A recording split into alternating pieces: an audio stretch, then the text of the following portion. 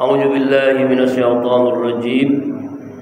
Aku berlindung kepada Allah dari godaan setan yang terkutuk. Bismillahirrahmanirrahim. Dengan menyebut nama Allah yang Maha Pengasih lagi Maha Penyayang. Surah Muhammad ayat 30 sampai 38. Walau nasya'u la ra'aynakahum fala arabtahum bisimahum. Walau dan seandainya, sekiranya, nasya kami menghendaki, Allah maksudnya, la arainakahum, pasti kami akan memperkenalkan ya mereka kepadamu. Fala arabtahum, maka sungguh kamu mengenal akan mereka. Bisimahum, dengan tanda-tanda yang kami sebutkan. Ayat ini menjelaskan tentang bahwa seandainya Allah menghendaki, ya, ini kan ayatnya ditujukan kepada Nabi Muhammad SAW.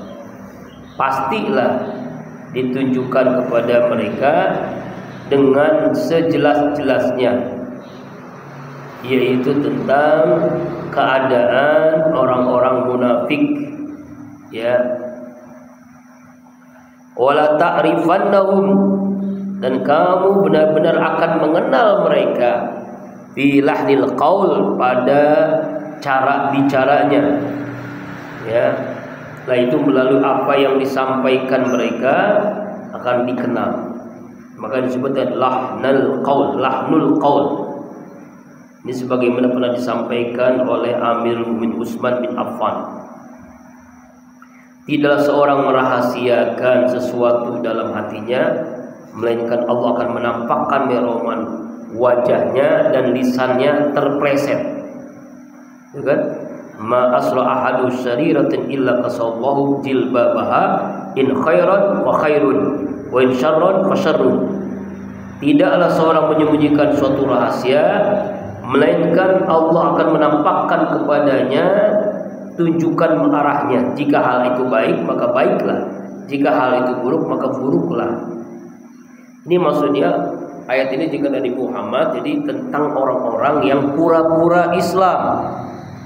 Jadi orang munafik namanya, pura-pura Muslim padahal dia kafir.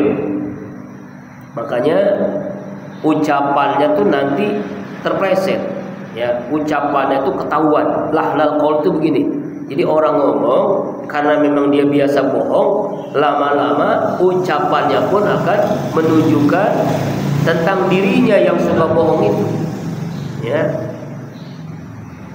Makanya di dalam sebuah hadis juga dijelaskan ketika ayat ini oleh Rasulullah SAW, panjang hadisnya, inna minkum munafikin faman samaitu yakum summa qala kum ya fulan kum ya fulan kum ya fulan hatta sama sitata salasina rajulan summa qala inna fikum aw minkum fattaqullah qala famarra umar birajul mimman sama muqanna'un qad kana ya'rifu qala ya malak fa haddatsu bima qala Rasulullah sallallahu qala bukdan laka sa'il yaum.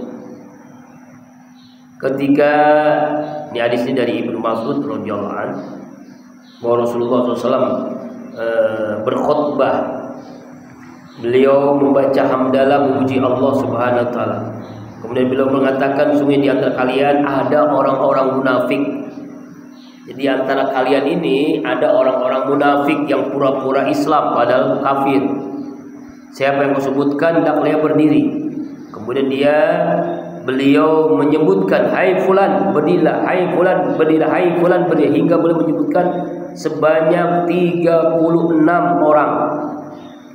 Kemudian beliau bersabda, sungguhnya di antara kalian atau sebagian dari kalian terdapat orang munafik, maka bertakwalah kalian kepada Allah. Maka Umar radhiyallahu anhu bersua dengan seorang yang telah disebutkan nama itu dalam keadaan mengenakan penutup pada wajahnya yang sebelum Umar telah mengenalnya. Malik melanjutkan bahwa Allah diceritakan kepada Umar apa yang pernah dikatakan Rasulullah sallallahu alaihi wasallam, semoga engkau juga rahmat Allah selama sisa hidup. Jadi ada orang-orang yang munafik. munafik. Jadi Allah mengenalkan kepada Rasulullah, nih orang munafik nih. Jadi dia itu ngomongnya terpleset, ya. Dia pura-pura Islam. Awalnya Rasulullah nggak tahu ini munafik. Jadi dari lahnal qaul, nada bicara mereka, oh mereka itu orang munafik. Ya, artinya memang di antara orang Muslim ini ada orang pura-pura beriman, pura-pura Islam. Mungkin dia KTP-nya Islam tapi nggak pernah ibadah itu. Kan munafik itu ada 3, munafik akidah, ya pura-pura Muslim. Munafik ibadah, ibadahnya itu ya paling cuma sholat Jumat doang atau sholat 5 waktu pun di rumah. Kemudian munafik akhlak, kalau dia ngomong bohong, kalau dia berjanji dia tidak tepati, ya seringkali dia diberikan amanah dia khianat, itu munafik akhlak. Nah, di sini ya orang-orang munafik yang awalnya tidak ketahuan dibongkar oleh Allah dan Rasulullah yang mengatakan itu ketika beliau sedang tausiah lah, sedang haji, lalu beliau menyebut, hai fulan berdirilah, hai fulan, sampai 36 orang berdiri itu. Itulah orang-orang munafik. Takutan itu orang, ya karena memang dia pura-pura Islam. Kemudian ayat yang 31.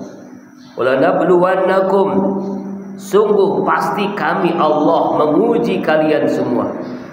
Hatta na'lamal mujahidin, sehingga kami tahu siapa orang-orang yang berjihad, siapa orang yang bersungguh-sungguh dalam ibadah. Minkum, di antara kalian, wasabirin, dan orang-orang yang sabar.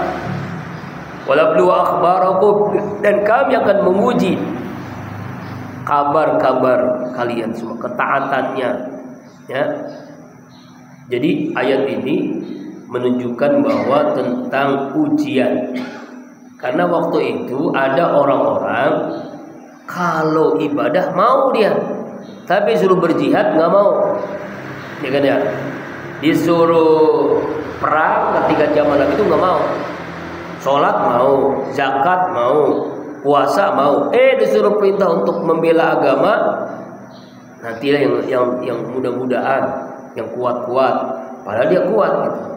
Nah inilah Allah uji di antara kalian itu, sehingga kami tahu siapa orang yang benar-benar mujahid, orang yang berjihad, dan juga kami uji orang-orang yang sabar. Sabar enggak orang ini, ya.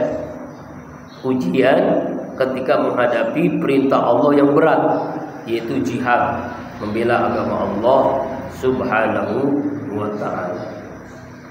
Ini kadang-kadang ini sekarang lagi rame kan, ada presiden Kolombia, dia bukan muslim, tapi dia akan mengerahkan pasukan menyerang Israel, dan dia sendiri pun akan turun katanya. Itu bayangkan, itu orang bukan muslim pun sampai begitu. Demo seluruh dunia itu, masya Allah, ya, itu seluruhnya Pak, masya Allah, itu diperlihatkan oleh Allah bagaimana ya kejahatan kemanusiaan yang luar biasa ini, ya jangan sampai terjalin lagi. Harusnya diusir itu Israel, ya kan. Hampir 2/3 negara itu menyetujui bahwa Palestina itu sudah merdeka, sudah. Ya, tapi karena pemegang kekuasaannya Amerika dan antek-anteknya itu yang masih solid. Ya. Kemudian ayat 32. Innal ladzina kafaru, sungguhnya orang-orang kafir, wasaddu, dan mereka menghalangi, ansabilillah, dari jalan Allah, menghalangi dari jalan Allah, wasyaqur rasulah, dan mereka menantang, memusuhi Rasul, mimba bima tabayyana lahumul huda, sesudah menjadi jelas bagi mereka petunjuk Allah. La yalillahu syai'an, tidak akan mendatangkan mudarat kepada Allah sedikit pun. Wa sayubitu amalahum, dan Allah akan menghapuskan, membatalkan amal-amal mereka. Ya, jadi zaman Nabi itu orang-orang kafir itu ya ada yang menghalang-halangi orang untuk beribadah haji. Jadi orang-orang kafir itu di sekitar Mekah itu menghalangi orang untuk beribadah. Ya, menghalangi, padahal sahabat yang ingin melaksanakan ibadah haji waktu itu nggak bawa senjata, nggak bawa, ya orang mau perang gimana sih, bukan mau perang, orang mau ibadah kayak pakaian ihram saja dilarang sama orang-orang kafir. Makanya ayat ini menunjukkan bagaimana orang-orang kafir itu menghalangi orang-orang Islam untuk di jalan Allah. Ini sebenarnya adalah ya karena dia menghalangi orang Islam sahabat untuk beribadah, sama saja dengan syakur Rasul, menantang Rasul. Sama saja mereka menantang Nabi Muhammad SAW. Padahal sudah jelas bagi mereka itu hidayah Allah.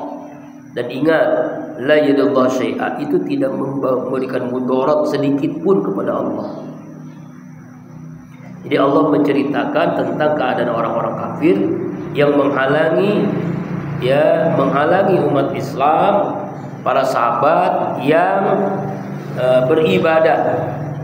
Itu sama aja menentang Allah, menentang Rasulullah SAW. Ya. Atau juga orang-orang yang murtad, orang-orang yang dulunya muslim lalu jadi kafir, itu juga sama aja. Karena dia diajak oleh temannya dan masuk Islamnya pun pura-pura. Akhirnya dia kembali lagi ke murtad. Ya, makanya kata Allah, wasuyubitu amalahum, Allah akan menghapuskan seluruh amal-amal mereka. Jadi ketika seorang ini muslim lalu dia jadi kafir, jadi murtad, seluruh amalnya itu batal, dihapuskan oleh Allah Subhanahu wa ta'ala. Jadi semua amal-amal orang-orang yang murtad habis. Ya. Diceritakan dahulu sahabat Rasulullah SAW beranggapan bahwa tidak ada satu dosa pun yang membahayakan selama pelaku meyakini bahwa tidak Tuhan yang berhak disembah kecuali Allah.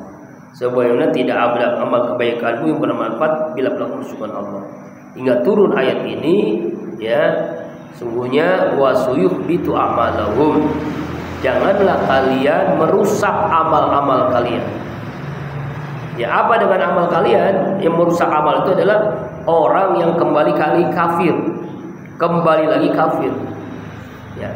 Nah, sahabat pun terheran-heran, ya Rasulullah, apa yang dimaksud sayuhbitu amalahum? Allah akan menghapus amal-amal mereka ini. Ya, apa saja yang dapat menghapus amal kebaikan kami ya Rasulullah? Kami beranggapan bahwa yang menghapuskan amal itu adalah dosa-dosa besar. Ya, itu dan perbuatan fahisyah.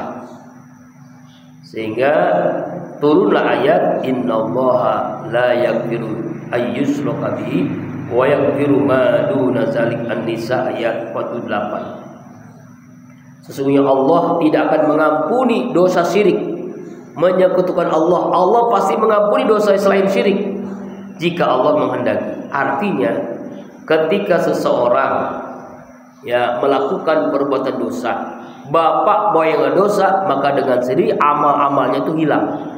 Itu syirik. Syirik itu menyekutukan Allah. Baik syirik yang besar ataupun syirik yang kecil sama aja. Syirik yang besar itu ya terang-terangan mengakui atau beranggapan ada Tuhan selain Allah. Ya, baik namanya harta, jabatan, macam-macam ya. Harta, tahta, wanita. Atau juga syirik kecil. Nah, syirik kecil ini memang kadang-kala itu enggak halus gitu. Kita nggak sadar masih ada perbuatan syirik kecil. Misalnya rajin sholat tapi riya, rajin ibadah tapi sum'ah, ya, rajin tahajud tapi ujub. Nah, ini juga syirik kecil namanya. Riya, sum'ah, ya, itu termasuk penyakit syirik kecil, dosa besar. Ya, makanya di dalam hadis Rasulullah SAW nanti itu ada orang-orang ketika di dunia ini amalnya bagus banget, orang beranggapan pasti masuk surga dong.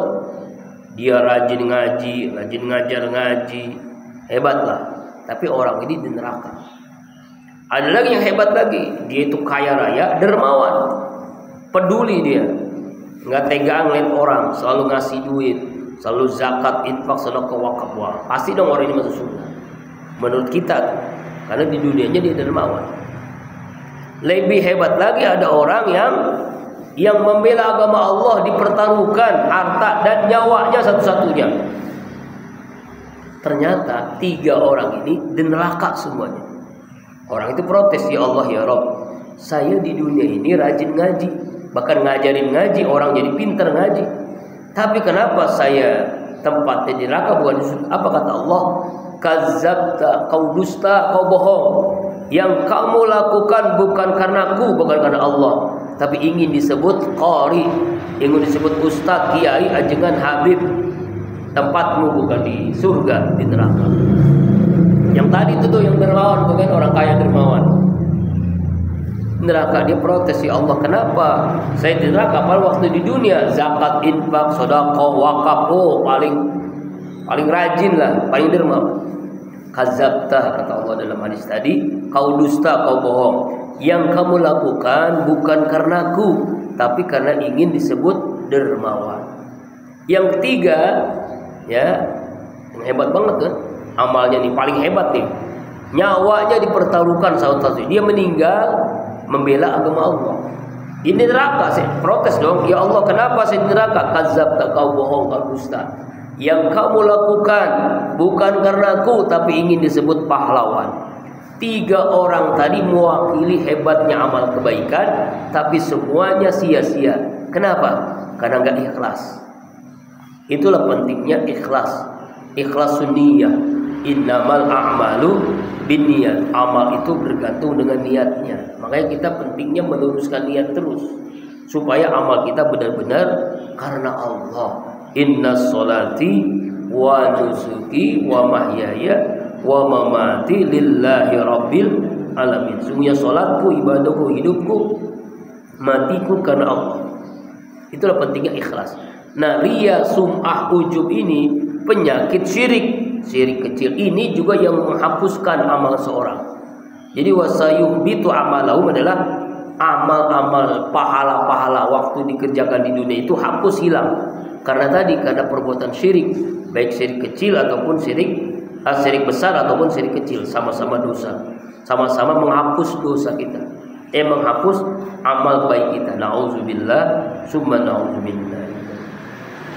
Kemudian 33, ya ayyuhalladzina amanu, wahai orang-orang yang beriman, ati Allah, taatlah kalian kepada Allah, wa atir Rasul, taatlah kalian kepada Rasul, wala tubtilu a'malahum, janganlah kalian merusak amal-amal kalian. Nih perintah Allah nih sangat jelas nih. Taat Allah, taat Rasul. Maksudnya apa? Ya, taat Allah itu yaitu kita taat kepada Al-Qur'an. Taat kepada Rasul yaitu kepada hadis. Makanya nanti kalau kita sudah khatam, insyaallah kita akan mengkaji hadis juga gitu ya. Dan kita kan selama ini belum hadisnya, kita belum ya, nanti insyaallah ya hadis-hadis Rasulullah SAW. Ya, di dua-duanya kan. 4 juz lagi hatam. Iya, ada 4 juz lagi hatam. Kita insyaallah nanti ada double, kita ada hadis, ada ayat Al-Qur'an dan hadis. Karena ini dua-dua hal yang ati Allah wa ati Rasul, taat kepada Allah, taat kepada Rasul. Kedua-dua hal itu harus ditahui Al-Quran dan hadis Rasulullah SAW. Minimal nanti ya kita Riyadhus Shalihin ya, insyaallah ya. Insyaallah Riyadhus Shalihin tuh ya, itu udah populer di mana-mana ya. Insyaallah nanti setelah kita khatam kita bahas kitab Riyadhus Shalihin. Semuanya nanti jamaah insyaallah bisa memiliki ya. Insyaallah. Nanti lama sih 4 juz. Ya, kemudian apa lagi? Setelah taat Rasul, Allah dan Rasul, nggak ada hal yang paling digaris bawah ini hampir sama dengan ayat yang 32 tadi. Wala tubtilu a'malahum, jangan kalian merusak amal-amal kalian. Dengan apa? Maksiat. Jadi kalau ada orang sudah taat pada Allah, taat pada Rasul, lalu dirusak amalnya, hilang tuh, hapuslah amalnya. Jadi amalnya itu dihapus oleh kemaksiatannya. Ya. Jadi orang-orang yang melakukan ibadah, taat banget kepada Allah, menjalankan perintahnya, menjauhi larangannya, taat juga pada Rasul. Dia menghidupkan sunnah Rasulullah, dia taat kepada Rasul, tapi dia juga sering maksiat. Ya, apalagi sampai murtad mah. Makanya dalam tafsir Ibnu Katsir, yang dimaksud tubtilu a'malakum yaitu orang yang murtad, orang yang keluar dari Islam. Itu jelas itu ya. Orang yang keluar dari Islam maka seluruh amalnya hilang, hapus. Ya kebaikannya, dia sholat, dia puasa, apapun dia zikir, hilang amal. Ya wala tubtilu a'malakum, jangan kalian rusak amal kalian dengan perbuatan maksiat, dengan perbuatan dosa. Ya. Nah, ayat ini diturunkan berkaitan asbabun nuzulnya ya, dengan sahabat Rasulullah yang meyakini perbuatan maksiat tidak menjadi dosa setelah mengucapkan kalimat syahadat. Itu katanya. Ya, didasarkan pada suatu ketetapan amal seorang tidak akan diterima jika diikuti dengan syirik. Padahal bukan begitu maksudnya. Orang bersyahadat iya dia muslim, tapi kalau dia maksiat hilang amalnya, pahalanya hilang. Kemudian 34. Innal ladzina kafaru. Ini tadi kan amanu, beriman. Kemudian yang ayat yang berikutnya ini tentang orang-orang kafir. Sesungguhnya orang-orang kafir wasaddu an sabilillah, dan mereka menghalangi ya orang-orang dari jalan Allah. Sumamatu, kemudian dia mati. Wahum kuffar, dan mereka dalam keadaan kafir. Fala yaghfir lahum, maka tidak akan Allah ampuni mereka semua. Ini jelas nih ya. Orang kafir yang zalim ya. Oh, udah kafir, zalim lagi. Udah kafir, benar-benar dia kafir, menghalangi orang di jalan Allah. Ya. Mempersulit orang untuk berjihad di zaman Nabi itu ya. Atau orang menghalangi pokoknya sesuatu yang di jalan Allah. Ya, bisa menghalangi ibadah, menghalangi melakukan kebaikan. Lalu orang kafir ini mati, dan dia mati dalam keadaan Islam, dalam keadaan kafir. Fala yaghfir, maka kalimat lan bertemu dengan fi'il mudhari. Selama-lamanya Allah tidak mengampuni mereka. Orang kafir itu tidak akan diampuni dosanya. Nauzubillah. Ya udah kafir pas gimana diampuni kan? Udah kafir zalim. Jadi gini jamaah rahimakumullah. Kafir itu kan ada dua. Ada namanya kafir zimmi, ada namanya kafir harbi. Kalau zimmi itu orang kafir tapi baik dengan kita, bermasyarakat, nggak pernah ngutak-ngatik, ya, ngutak-ngatik keimanan, akidah atau masalah agama. Ini kata Rasulullah, ya, kita bergotong royong, kita bermasyarakat. Silakan kepada orang kafir yang zimmi. Sampai Rasul mengatakan, siapa yang menyakiti kafir zimmi sama saja menyakitiku, katanya. Jadi kita nggak boleh menyakiti hati orang kafir zimmi, nggak boleh Pak. Misalnya tetangga kita ada yang kafir, ya kita biarin, jangan sampai ya kita menyakiti hatinya. Kalau kafir harbi ya ini jahat nih, seperti contoh Israel, itu jelas-jelas tuh ya, kafir harbi itu dia. Ya udah kafir, membunuh lagi, genosid. Makanya tragedi ini bukan tragedi Islam saja, tragedi kemanusiaan. Jadi membela Palestina itu sekarang bukan Muslim saja Pak, orang yang merasa manusia. Nggak usahlah kita merasa Muslim mukmin. Orang yang merasa manusia pasti dong hatinya kan merasakan sakitnya apa yang dirasakan oleh saudara kita di Palestina. Sampai YouTuber tuh orang Cina tuh Willy itu sampai turun ke sana, turun Palestina ngasih bantuan. Itu bukan Muslim. Harusnya orang Muslim lebih lebih peka lagi keadaan saudara-saudara. Makanya kalau kunut tuh ya, bahkan kalau di Az-Zikra itu kunut itu bukan Jumat aja, bukan subuh aja Pak, 5 waktu. 5 waktu zuhur, asar, maghrib, isya, subuh itu kunut. Kunut nazilah. Udah berapa tahun ini kunut terus. Kalau sholat Bapak sekali-kali sholat di Az-Zikra, sholat zuhur misalnya, jangan kaget di sana ada kunut. Sholat asar lah ya, pasti jangan kaget ada kunut, karena memang kunut di sana tuh bukan hanya sholat subuh doang. Dan kunutnya juga panjang. Nih, coba tanya yang pernah, ya kan? Panjang kunutnya kan? Ya, Pak Haji Ujang, Pak Haji Sanusi kemarin ikut ya. Itu panjang kunutnya itu. Bisa lebih dari 5 menit Pak, insyaallah. Nah, artinya mendoakan Palestina. Itu sampai begitu. Ya kita mungkin nggak mampu lah ngasih duit, ngasih bantuan. Kita juga susah. Kita nggak mampu. Nah, kan kalau doa mah mampu kan, nggak harus dengan energi, tapi doa mah kan, masya Allah, doa. Minimal kirimkan Al-Fatihah. Gitu ya. Nah, orang yang kafir hati inilah, ya dia mati dan kafir tidak akan mendapatkan ampunan Allah selama-lamanya. Ya. Ayat 35. Fala tahinu, janganlah kalian lemah. Jangan lemah. Ya, dalam menghadapi perang itu jangan lemah. Wa tad'u ila salmi, dan kalian mengajak kepada perdamaian. Ini maksudnya dalam perang ini kita ketemu musuh, jangan lemah. Udah damai aja, damai. Jangan tuh, gak boleh begitu. Ketika kita ketemu musuh. Wa antumul a'launa, dan kalian adalah orang yang menang, orang yang kuat. Kali ini orang yang menang, orang kuat, harus punya izzah. Jangan sampai lemah menghadapi musuh.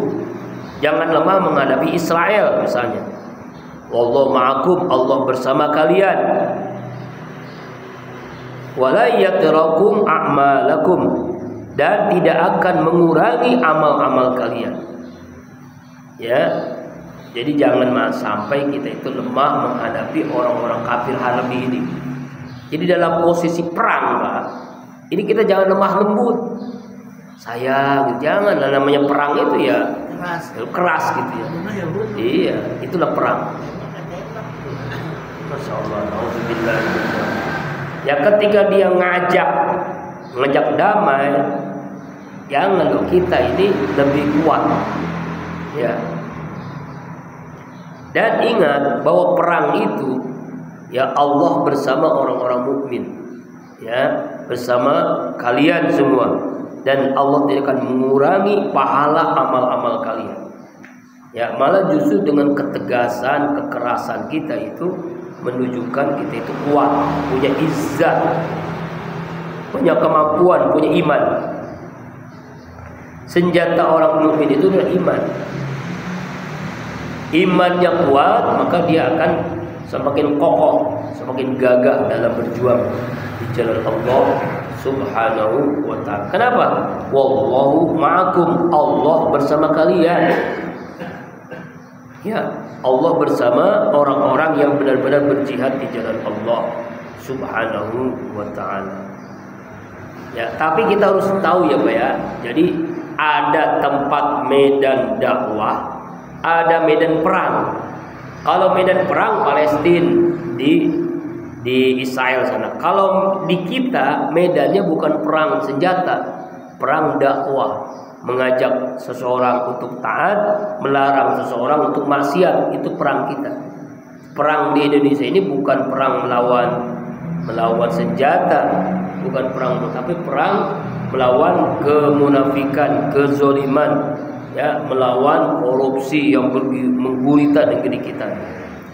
Makanya sekarang Habib Rizik itu mengarang salawat basmi korupsi. Ada salawat basmi korupsi itu. Lagi viral tuh, coba dilihat di YouTube, salawat basmi korupsi. Jadi beliau dengan kreativitas ya, salawat, setelah salawat itu diterjemahin pakai bahasa Indonesia, ya diuraikan dengan membasmi korupsi. Sampai begitu. Luar biasa nih. Ya, Habib Rizik itu lagi viral salawat basmi korupsi. Jadi makanya kita itu jangan. Jadi harus tahu medannya. Medannya di Indonesia ini medannya bukan medan perang, tapi medan dakwah, medan pendidikan. Itu ya kita ini. Kalau di sana ya medannya perang. Makanya jangan mudah menyerah, jangan lemah. Jangan lemah gitu. Orang-orang kafir, orang munafik kuat, masa kita lemah? Lebih kuat lagi. Mereka yang lemah, kita itu kuat. Ya, kita itu kuat. Kemudian ayat 36. Innamal ayatud dunya laibun walahun. Nah, ini sering kita dengar ya. Sesungguhnya kehidupan dunia ini hanya permainan dan senda gurau. Lahun, laibun walahun. Dunia ini di kita di sekarang laibun apa? Permainan. Gimana sih orang main-main? Ya kan? Sepak bola itu, main sepak bola, main badminton, main-main. Dunia ini sekarang gitu aja. Ya orang yang kaya, orang yang punya jabatan, itu main-main saja. Ya, jangan terkagum-kagum dengan kehebatan duniawi. Kita seringkali kan lihat orang nih, wah kaya, jabatan tinggi, wah. Ini. Itu hanya laibun, permainan, walahun dan senda gurau, canda tawa, itulah dunia.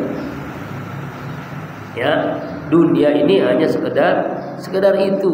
Jadi jangan terkecoh dengan dunia. Ya, terkecoh dengan dunia. Makanya dalam hadis Rasulullah itu dunia itu seperti sayap nyamuk, gak ada artinya. Kalau dunia ada artinya, Pak, orang kafir miskin semua. Kalau dunia ada artinya, orang kafir nih, yang musyrik ini semuanya miskin, nggak ada yang kaya. Karena tidak ada artinya, nah itulah orang kafir malah kaya kan. Karena dunia itu yang nggak ada arti sama sekali, seperti seekor seperti bulunya sayapnya nyamuk, nggak ada harga. Makanya laibun, permainan, walahun dan senda gurau. Makanya dalam permainan ini kita harus menang melawan hawa nafsu, melawan dunia, melawan tipu daya setan. Di dunia ini hanya sekedar permainan dan senda gurau. Wa in tu'minu wa tattaqu, jika kalian beriman dan kalian bertakwa, yu'tikum ujurakum, kalian akan Allah memberikan pahala kalian, wala yus'alkum amwalakum, janganlah kalian tidak meminta ya harta-harta kalian. Maksudnya apa? Allah Subhanahu wa taala setelah menjelaskan dunia ini laibun walahun, permainan dan senda gurau, ya, Allah mengatakan wa in tu'minu, jika kalian di dunia ini beriman, wa tattaqu, kalian bertakwa. Kalian beriman, kalian bertakwa, maka kalian akan diberikan oleh Allah ujurakum, pahala-pahala kalian. Dan Allah tidak meminta harta-harta kalian. Dia Maha Kaya. Ya. Kenapa Allah mewajibkan zakat, memerintahkan infak, sedekah, wakaf? Itu bukan untuk Allah, tapi untuk kalian sendiri. Ya. Jadi Allah tidak pernah meminta amwalakum, harta-harta kalian semua. Ya, karena seluruh pahalanya hanya untuk mereka yang melakukannya. Ya, itu. Jadi manfaatnya itu kembali kepada seseorang yang memberikan hartanya di jalan Allah. Nah, ketika kita meninggal itu kan yang mengelilingi kita itu 3. Pertama ahli keluarganya, yang kedua amwalukum, hartanya, yang ketiga amalnya. Ini 2 nih pulang, walaupun dia sangat sayang kepada suaminya, kepada bapaknya, kepada ibunya, tetap dia pulang ke rumah masing-masing. Gak ada sampai masuk ikut liang lahat, walaupun nangis sampai nangis darah pun pasti pulang. Kemudian harta semuanya ditinggalkan, ya nggak ada yang menemaninya, sampai tiker yang Yang mau itu sampai dibuang juga, dibawa pulang bagus buatan. Bawa pulang ya. Artinya nggak menemaninya. Yang menemani itu apa? Amalnya menemani terus sampai ke akhirat nanti. Ya. Jadi Allah tidak pernah meminta harta kalian. Jadi ini jadi renungan bagi kita bahwa dunia ini adalah permainan, dunia ini adalah senda gurau. In yas'alkumuha wa yakhfiku fayuhfikum tabkhulu wa yukhrij adghanakum. Yas'alkumuha jika dia memintanya harta kepada kalian, ya fayuhfikum, lalu dia mendesaknya kalian, tabkhulu, kalian pasti akan kikir, wa yukhrij, dan dia akan menampakkan adghanakum, kedengkian kalian. Ya, di Allah Subhanahu wa taala menjelaskan ya tentang ayat ini bahwa jika misalnya Allah itu memaksa kalian, meminta seluruh harta kalian, hartanya seluruh diambil, fayuhfikum, maka dia akan mendesak kalian. Maksudnya itu ada mendesak agar memberikan semuanya. Jadi kita itu semuanya nggak punya harta, seluruhnya untuk Allah.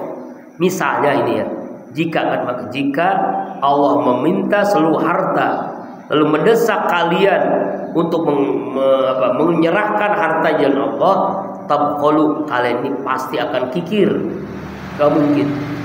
Beda dulu para sahabat misalnya, ketika ada panggilan jihad, ayo yang punya harta silakan, siapa yang mau memberikan? Saya Rasul 50%, Umar bin Khattab 50% hartanya untuk di jalan Allah. Siapa lagi? Saya Abu Bakar. Berapa persen? 100%. Bayangin Abu Bakar. Lalu bagaimana dengan istri, anak, keluargamu? Saya punya Allah dan Rasul ya Rasul. Saya punya Allah dan kamu ya Rasulullah. Nah itu kan. Jadi hartanya kalau Umar itu 50%, kalau Abu Bakar 100%. Kenapa dia bisa begitu? Karena kekuatan imannya. Bayangkan 100% hartanya untuk Allah. Tapi kalau kita, Allah tahu pasti tabkhulu, kalian pasti kikir. Jangankan 100%, 50%, 2,5% pun salah. Makanya kata pimpinan Basnas dulu ya, Pak Didin Hafidudin, suruh jika seluruh orang kaya di Indonesia ini memberikan zakatnya 2,5%, ini nggak ada orang miskin di Indonesia ini, dan utang pun bisa lunas. Sebab yang kaya makin kaya, uang yang ada yang gajiannya itu sebulan miliaran atau triliunan, itu nggak mungkin dia memberikan harta 2,5%. Mungkin kalau cuma 1 juta 2.500 ya, kalau 1 juta. Kalau 1 miliar 25 juta, ya kan? Udah berat banget kan, 25 juta tuh. Kalau punya uang kita 1 miliar berarti 25 juta. Kalau 10 miliar 250 juta, Pak. Masya Allah, gede banget zakat. Itu zakat itu. Zakat itu wajib. Bukan infak, bukan sedekah. Jadi kan ada zakat, ada infak, ada sedekah, ada wakaf. Kalau zakat itu wajib, ada zakat fitrah, ada zakat mal. Zakat mal ini kalau sudah mencapai nisab 80 gram emas ya, dan 2,5% setiap tahunnya. Kalau infak itu kita dapat harta langsung kita keluarkan, namanya infak. Misalnya nih dapat gajian, honor, dapat amplop kalau ustaz tuh, kasih lah. Berapa persen terserah, mau 2,5%, mau 10%, nggak ada batasannya infak. Kalau sedekah lebih umum, nggak harus dengan duit. Setiap kebaikan karena Allah itu sedekah. Senyum sedekah. Kalau ada tukang ngamen, senyum aja, Pak. Ya, gua perlu senyum lu, gua perlu duit lu, itu paling gitu ya. Mencium istri sedekah. Jadi kalau kita nggak punya duit, ciumin aja istri, sedekah. Ya, ciumin aja istri, ya kan? Ya, ciumin aja. Ya, istri mencium suami itu pahalanya mencium Hajar Aswad. Nah, kalau wakaf ini lebih spesifik. Wakaf itu sedekah, tapi sedekah jariah. Seperti apa? Pembangunan masjid, pesantren, wakaf gitu ya. Ya, tanah, wakaf produktif. Sekarang ada wakaf produktif. Ya, saya mau coba di wakaf produktif itu wakaf yang dimanfaatkan terus seperti wakafnya orang Aceh tuh. Setiap jamaah haji orang Aceh itu mendapatkan 8 juta kalau nggak salah kemarin tuh. Setiap jamaah haji dapat 8 juta rupiah. Dari siapa tuh? Dari orang Aceh yang beli tanah lalu membangun hotel. Nah, hotelnya itu kan ada keuntungannya tuh. Keuntungannya adalah setiap tahun jamaah haji dari Aceh itu mendapat fee, itu mendapat itu keuntungan. Ya kan? Itu jamaah haji Aceh itu. Ya sebenarnya kalau itu terjadi Indonesia juga bisa. Tapi kalau dikelola orang kita ya susah juga. Korupsi lagi. Sampai 1 triliun korupsinya Pak. Masya Allah. Korupsi haji sampai 1 T. Bayangin Masya Allah. Bukan miliaran, triliunan. Allah. Nauzubillah. Kemudian ayat yang terakhir ya, ayat 38. Antum udah ya 5:30 sekarang mau saya kirain mah jam 6 baik. Ya maaf dah, saya terakhir ya. Subuhnya ini ya. Antum haulai, beginilah kalian wahai orang-orang tud'auna, kalian diajak litunfiku untuk kalian berinfak fi sabilillah jalan Allah. Faminkum mayyabkhal, di antara kalian ada orang yang bakhil, kikir, pelit. Siapa orang yang kikir, sesungguhnya kikir itu untuk diri dia sendiri. Ini orang pelit, nggak mau zakat, mau infak, mau sedekah, itu untuk diri dia sendiri. Kenapa? Wallahu ghani, Allah tuh maha kaya, nggak butuh dengan sedekah kalian. Wa antum lakum, kalian ini orang fakir. Allah maha kaya, kalian semua orang fakir. Wa in tatawallaw, dan jika kalian berpaling untuk taat kepada Allah, yastabdil, maka Allah akan mengganti kalian kauman dengan sebuah kaum ghairukum, selain kalian. Seandainya orang nggak ada yang mengeluarkan zakat, infak, sedekah, maka Allah akan ganti dengan kaum yang lain. Sumala yakunu amsalakum, kemudian tidak akan menjadi mereka berpaling dari ketaatan. Artinya yang rahimahullah ayat 38, ada orang-orang yang diajak untuk berinfak jalan Allah, tapi di antara mereka itu ada orang yang kikir.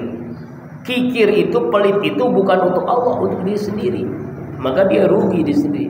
Allah itu maha kaya dan kalian fakir. Kalian yang fakir, Allah nggak butuh dengan sedekah kalian. Sedekah yang kita berikan itu hanya untuk diri kita sendiri, bukan untuk Allah.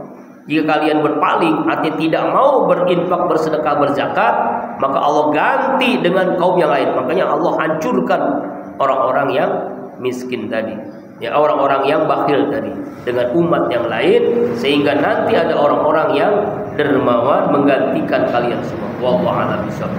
Ini yang dimaksud ayat itu. Wallahu a'lam. Mudah-mudahan apa yang kita baca kita bisa ambil ibrah. Insyaallah minggu depan surah Al-Fat ya.